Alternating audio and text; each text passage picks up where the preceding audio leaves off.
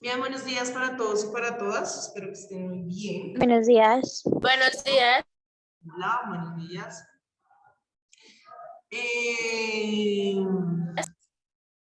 Hola.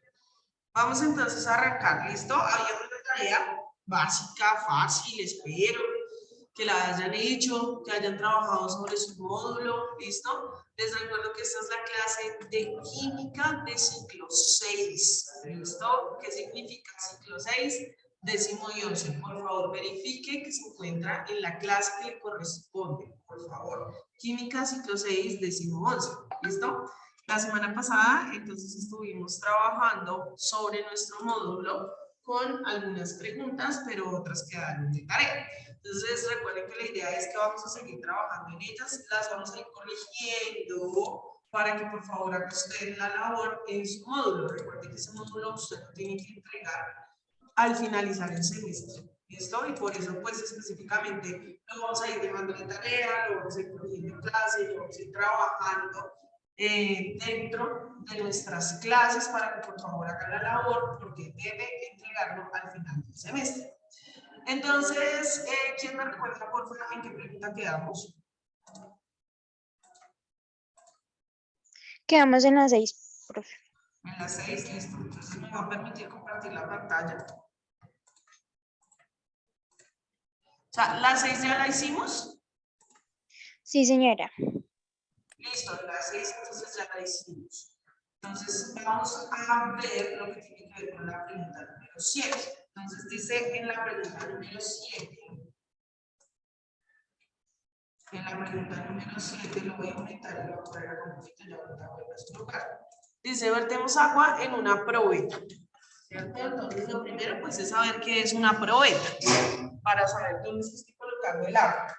Entonces, una probeta es un instrumento de laboratorio que me sirve para medir volúmenes.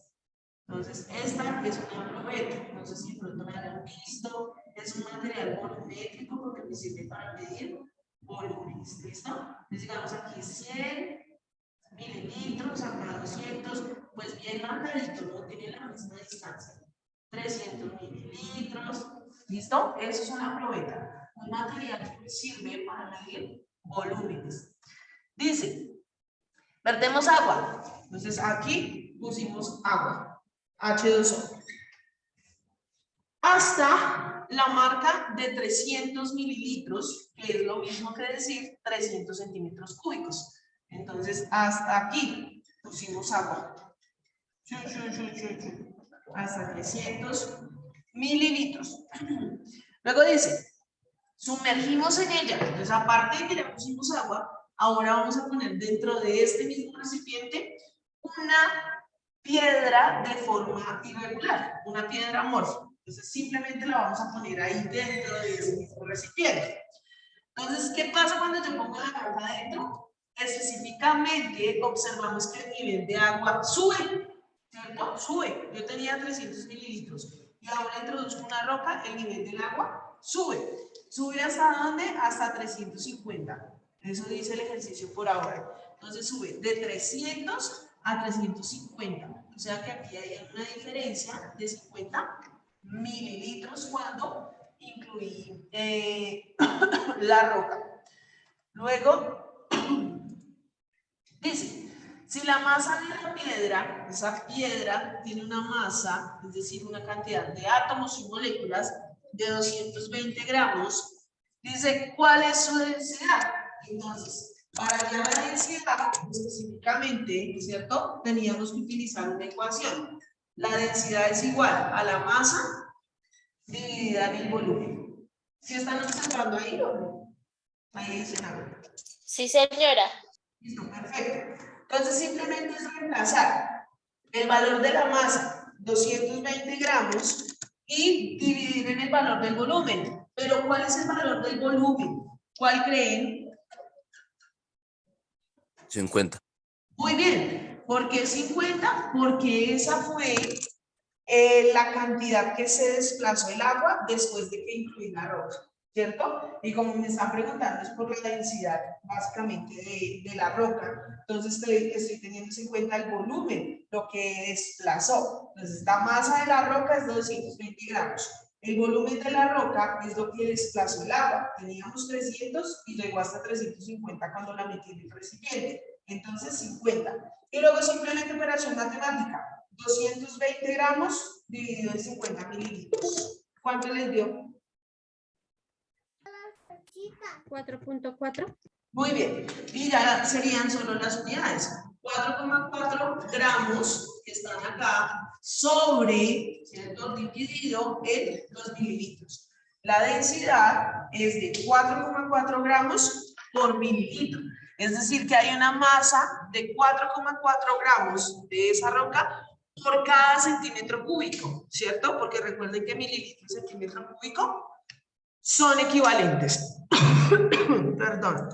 Entonces aquí la respuesta correcta es la B.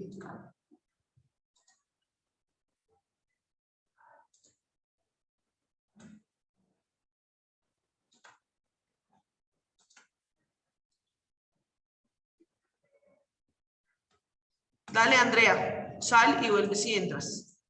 ¿Listo? Entonces vamos a continuar con la dinámica de que ustedes me van a ir ayudando a leer para ir teniendo en cuenta también la participación. Entonces, recuerde que no es que le esté preguntando la respuesta, no se vaya a asustar, no se preocupe, no. Simplemente nos ayuda a leer la pregunta y las opciones de respuesta y luego en el chat yo voy escribiendo el número de la pregunta y ustedes van escribiendo cuál fue su respuesta, qué investigaron, qué leyeron, qué creen, ¿listo? Entonces voy a empezar en el orden que aparecen acá en esta lista. Entonces voy a empezar con John Harlet.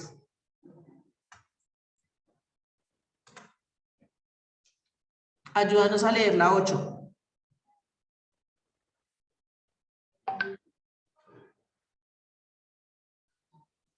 Carlet está, pero no está. Entonces, Juan David. Presente. Dale, lee la 8, por favor. No se le escuchó el nombre de la otra persona. La fuerza gravitatoria de atracción entre dos cuerpos es tanto mayor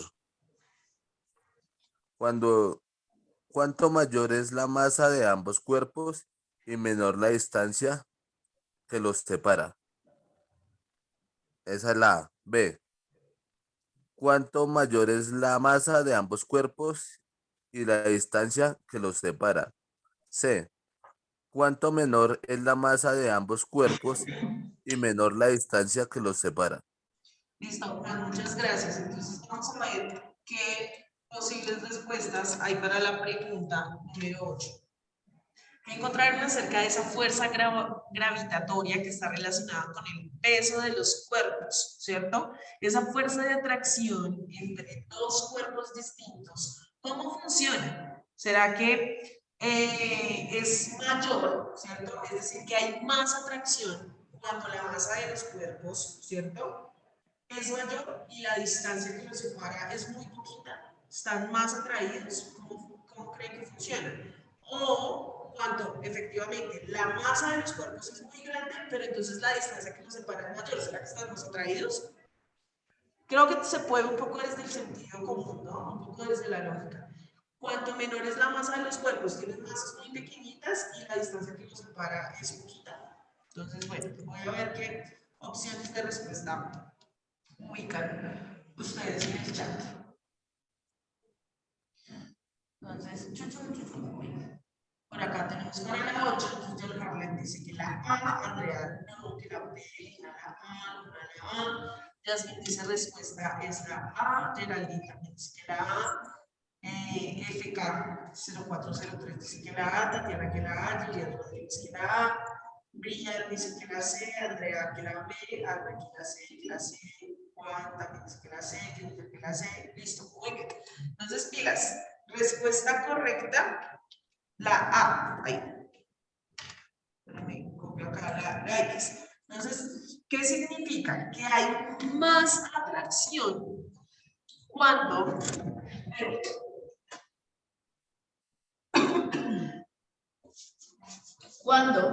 la masa de los cuerpos es lo suficientemente mayor y la distancia entre ellos es muy poca. Eso significa que están atraídos, no están tan separados, ¿cierto? En cambio, en la B me están diciendo, sí, tienen una gran masa, pero están lejos. Si están lejos significa que tienen repulsión, no están tan atraídos. En cambio, si yo tengo muchos átomos, muchas moléculas, muchas partículas, ellas van a estar mucho más atraídas. Por eso la C tampoco es, porque es que en la C tengo una masa muy pequeñita, muy poquitos átomos, muy poquitas moléculas, aunque la distancia que los separe también sea menor. Es decir, que entre más masa y menos distancia, más atracción.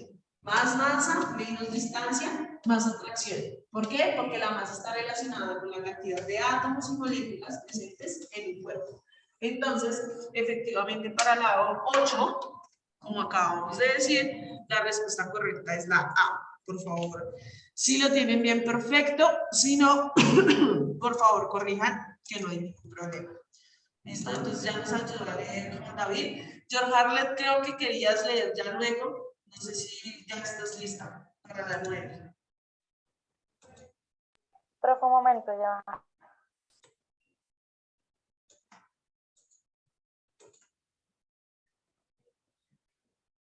¿No? Bueno, entonces no. Vamos mientras con Alejandra. Alejandra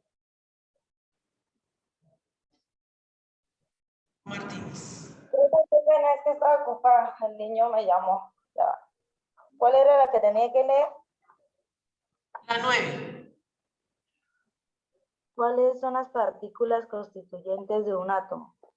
A. En el núcleo protones, neutrones y en la periferia gas. La B. En el núcleo protones, electrones, en la periferia neutrones. C. En el núcleo protones, neutrones, ambos constituidos por CRAS en la periferia electrones. Listo, muchas gracias. Entonces vamos a ver qué encontraron. Hoy en día, ¿cómo creemos que es ese átomo? Eso tiene una historia también bien, que ya ahorita les resumo un poquito esa historia.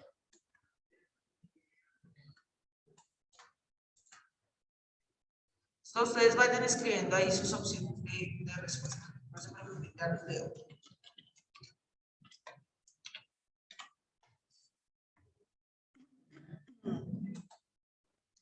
Sí, como mal de la garganta. Me disculparán.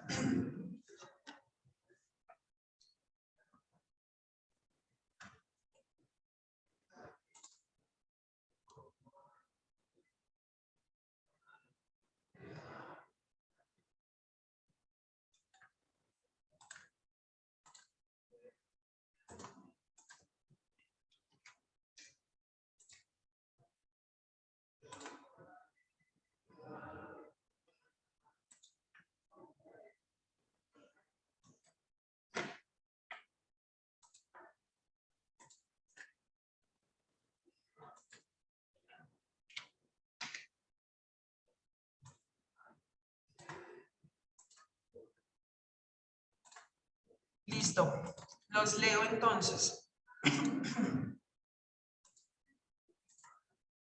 Ahí estamos.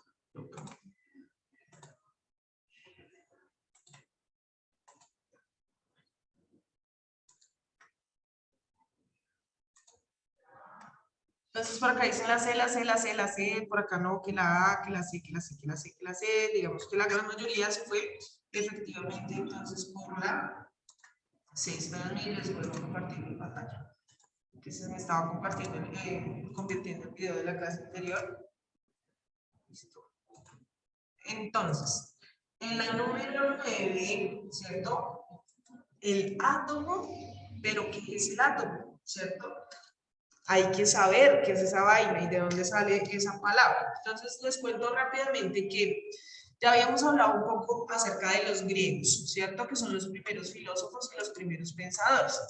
Estos señores tratando de comprender y explicar el mundo, entonces recuerden que ellos querían de qué estaba hecho todo lo que nos rodeaba y cómo se organizaba y demás. Entonces estos señores postulan la palabra átomo. Para ellos el átomo era algo infinito, algo indestructible, ¿sí? Eso era lo que significaba la palabra átomo. Dentro de sus alcances ellos no pudieron decir cómo eran los átomos, no pudieron decir de qué estaban hechos, no pudieron decir de qué estaban constituidos, pero postularon que todo en el universo estaba hecho de átomos. Resulta que más o menos hasta 1805, 1810, aparece un señor que se llamaba John Dalton. Y él se puso a investigar. Este señor sí era químico, la información era químico. Y entonces este señor dijo, oiga, venga, como después de la UASIER se supone que lo que estamos haciendo es estudiar la materia, eso es lo que hace la química, pues sí es importante especificar de qué está hecha la materia y por qué se comporta como se comporta. Y él revisando, retomó las ideas de los griegos y dijo, oiga, vea, estos loquitos que estaban por allá pensando, postularon que todo en el universo está hecho de algo que es infinito, que es indestructible, que es inmutable, pero ¿cómo son los átomos? A él le surge la vaina de decir, oiga, ¿será que los átomos tienen forma triangular? ¿O será que los átomos, no sé, son cuadrados? ¿O cómo son los átomos? Y entonces surge el primer modelo atómico. Un modelo es una representación. Esto es justo lo que estamos hablando acá. Un modelo es una representación de cómo se cree o cómo se ha creído a lo largo de la historia que son los átomos. Entonces, en los modelos atómicos, que es justo la imagen que les estoy presentando en mi pantalla, aparece el primer modelo atómico, que es el del señor John Dalton.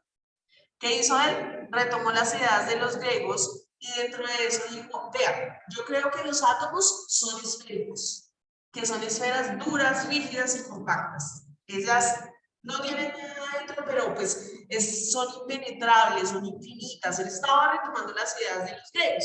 y les dio esa forma. Y entonces esas esferitas, cuando se unen mucho, forman el estado sólido. Si se van separando, el líquido, lo que ya hemos hablado dentro del desarrollo de la clase. Y así funcionó durante un buen tiempo, hasta que llegó el segundo modelo atómico, ¿cierto? Que es el del señor Joseph Thomson. Y entonces Joseph Thomson dice, venga, señor, Joseph Thomson no era químico, era físico. Y entonces, claro, dentro de la física hay unos fenómenos específicos que tienen que ver, por ejemplo, con la luz, el sonido, el movimiento, que empiezan a ser importantes estudiar para ellos. Y entonces este señor decía, venga, ese que está diciendo que la materia está hecha de átomos y que los átomos son esferitas duras, rígidas y compactas, está como interesante.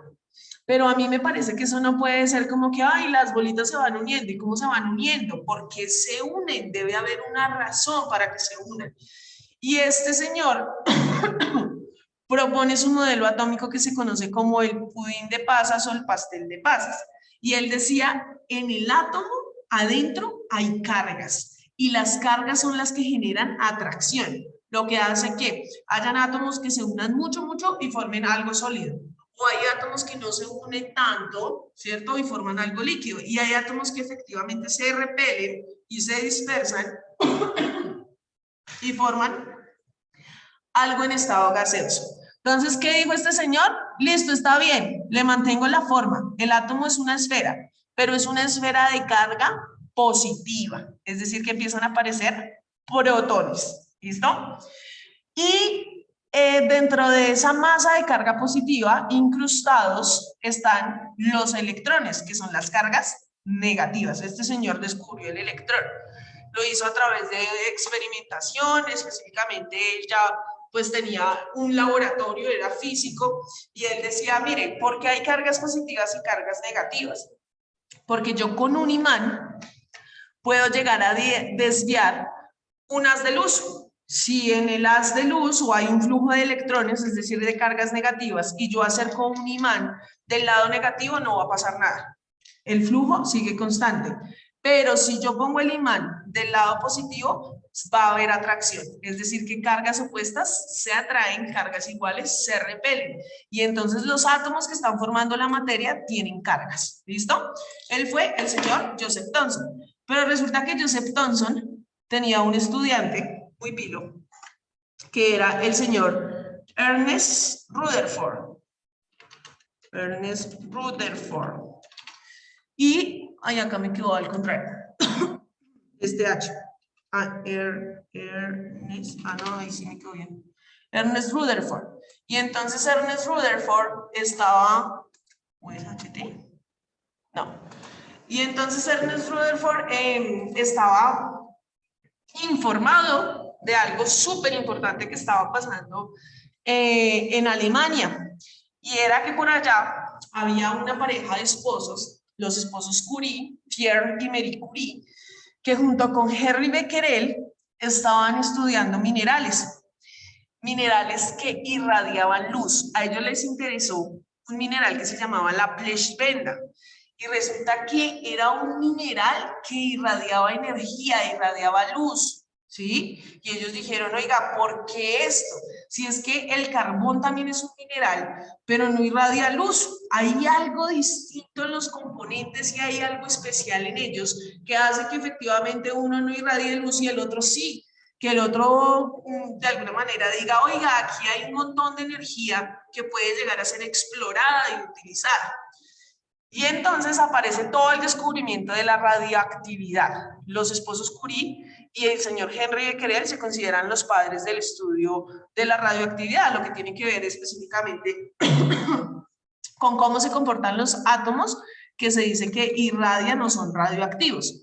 Y entonces Ernest Rutherford dijo, vea, esa gente allá que está experimentando, lo que necesita también darse cuenta es que el átomo no es una esfera compacta.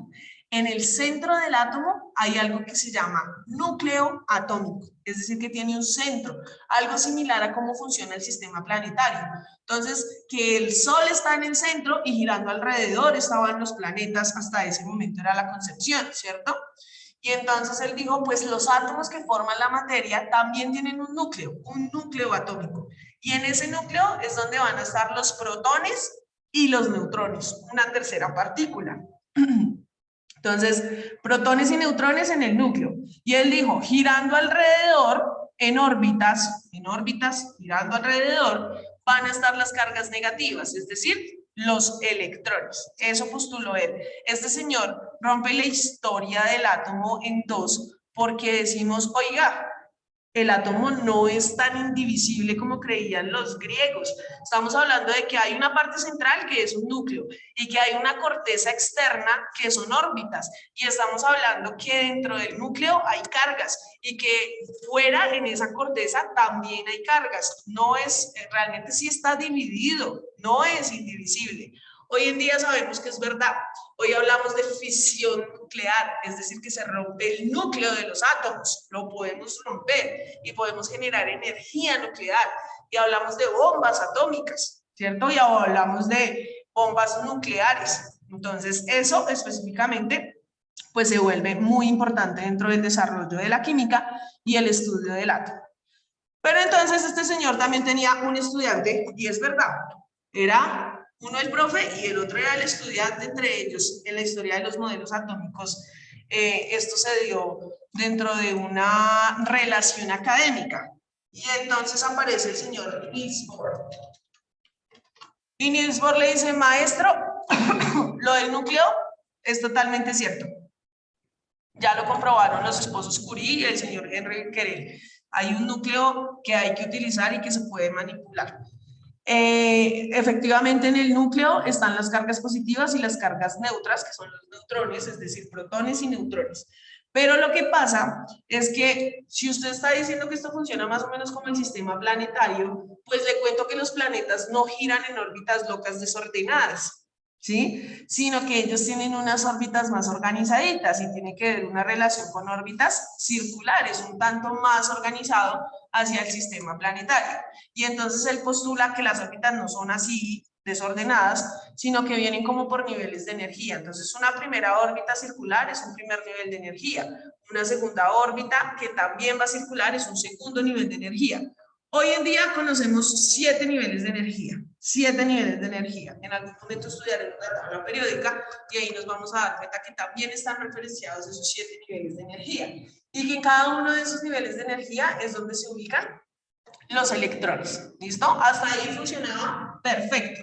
Pero entonces, como ellos eran físicos, y lo vuelvo y les digo, estaban interesados en explicar procesos de la luz, del sonido, ¿cierto? Cómo funciona básicamente eso. Y se descubre entonces que, por ejemplo, la luz, ¿cierto? Y el sonido viajan en esa relación espacio-tiempo.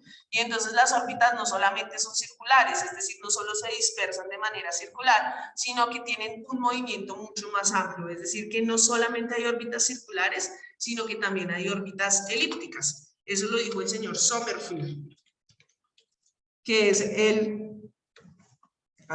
Sommerfeld, que es el siguiente modelo atómico que aparece acá referenciado. ¿Listo?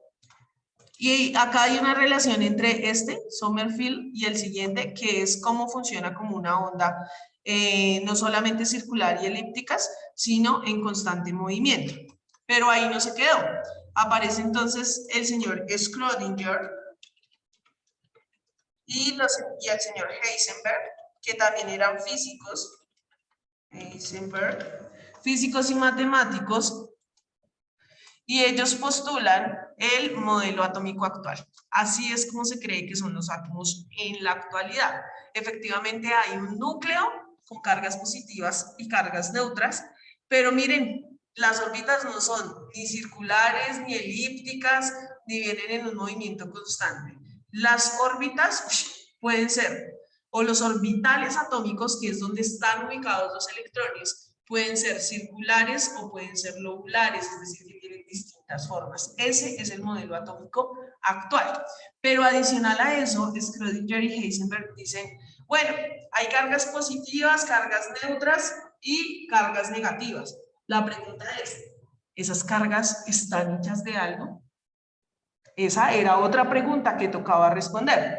Y surge entonces la definición de los quarks. Efectivamente, las cargas están hechas de quarks, ¿listo?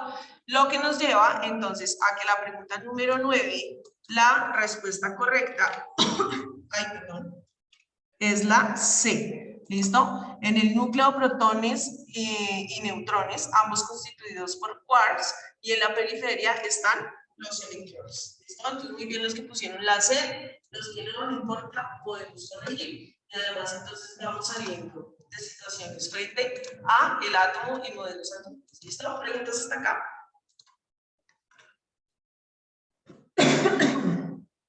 Muy bien. Entonces, Alina, no sé si ibas a hacer una pregunta. No, profe, no. Qué pena. Listo. Alison, lee la 10, por favor. Las partículas que forman la materia están A, tan juntas que las unas a las otras no dejan espacios vacíos, forman un todo continuo. B, separadas unas de las otras, los electrones lejos del núcleo, los protones, protones separados de los neutros y todos forman huecos, por lo tanto forman un todo discontinuo. C, tan juntas que es posible separarlas. Imposible separar. Listo, muy bien, gracias. Entonces, aquí también hay una lógica para poder saber si la materia es continua o es discontinua. Realmente la discusión es un poco más a eso. ¿Será que efectivamente en la materia todas están tan juntas que no hay espacios vacíos? Porque miren lo que pasó con ese átomo. ¿Era así, duro, rígido y compacto, o empiezan a aparecer espacios vacíos? Bueno, hay que pensarlo, ¿no? Hay que reflexionarlo también por ese lado. ¿Qué número de pregunta es? La 10, ¿cierto? Sí. Bueno, gracias por confirmar.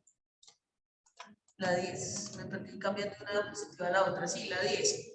Entonces, o sea, están separadas unas de las otras, ¿cierto? Lejos del núcleo, también hay que empezar a revisar eso, ¿listo? Entonces, separadas unas de las otras, ¿cuál es la diferencia entre eso?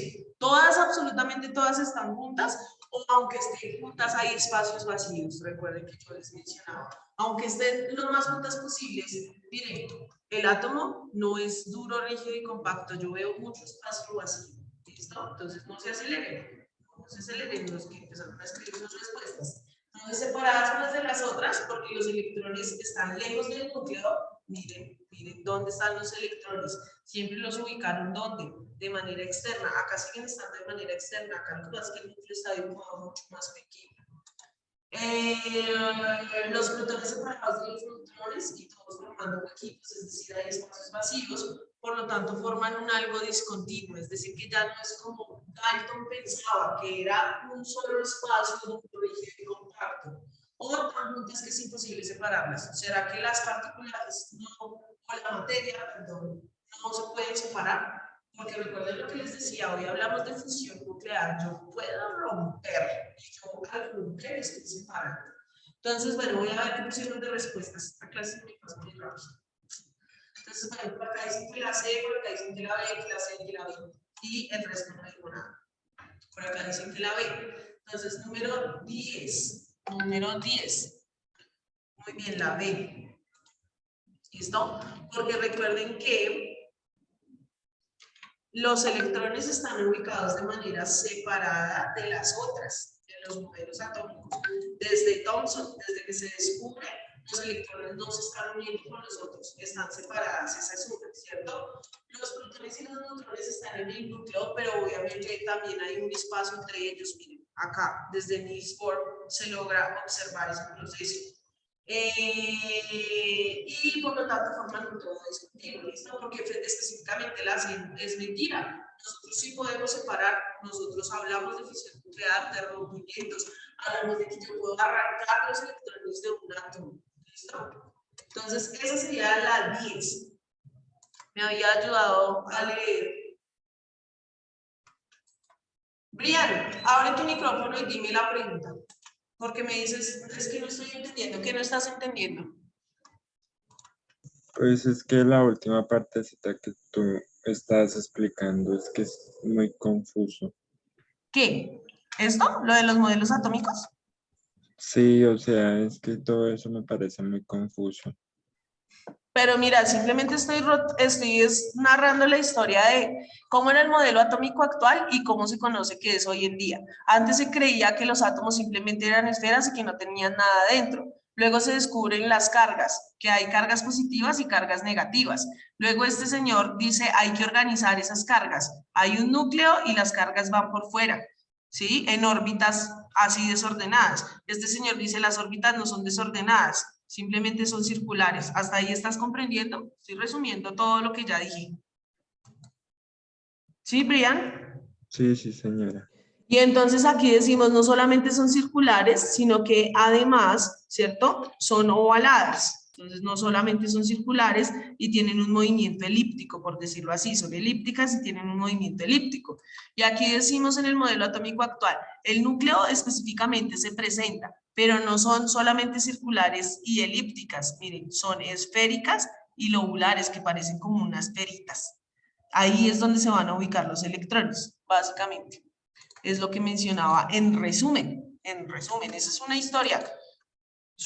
Hoy en día, cómo se creía que eran los átomos y cómo se conoce que es hoy en día.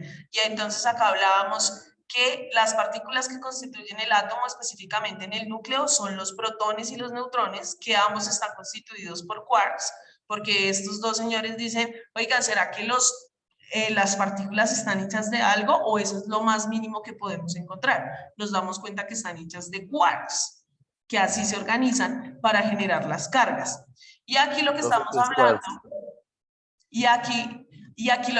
los quarks básicamente son, digamos, lo más pequeño dentro de las cargas que le otorgan una masa específica. Entonces los protones y los neutrones generan masa en el núcleo para que haya una composición específica. Entonces yo los diferencio de acuerdo a las masas que se generan dentro de los elementos. Entonces los quarks son masas constituyentes que generan específicamente esas cargas, esa atracción. Es lo más pequeñito que yo encuentro antes de las cargas eléctricas. Entonces, digamos que la organización de los niveles de la materia son los quarks, que forman protones y neutrones, luego están los electrones que están en la parte exterior, y de ahí para allá empezamos a hablar de niveles como los elementos, las moléculas, los compuestos, las células, los tejidos, por ejemplo, para empezar a generar seres vivos. ¿Listo? Son niveles de organización. Y los quarks lo que hacen es que otorgan masa a las cargas, específicamente dentro del núcleo. ¿Listo? Se va a acabar el tiempo, no puedo creer de verdad que esto pase tan rápido. Pero recuerden que la tarea específicamente era empezar a resolver hasta la número 21. ¿Listo? 21. Vamos, no, es que no vamos a alcanzar. Entonces vamos a dejar ahí hasta la 10. ¿Listo? Recuerden que ya hicimos clase de modelos atómicos, la explicación de cómo, qué es átomo y cómo ha ido cambiando esa forma de concepción de los átomos hasta el modelo atómico actual. ¿Listo? No voy a sumar más preguntas a la tarea hasta que no terminemos hasta la 21 de hacer la corrección y la retroalimentación. Entonces, por ahora, vamos a dejar hasta ahí. ¿Listo? Porque se nos acabó el tiempo. Nos vemos la próxima clase hasta la pregunta número 21. ¿Alguna otra pregunta en estos 30 segundos que quedan? No, señora, muchas gracias. No sé, Brian. Sí, si no.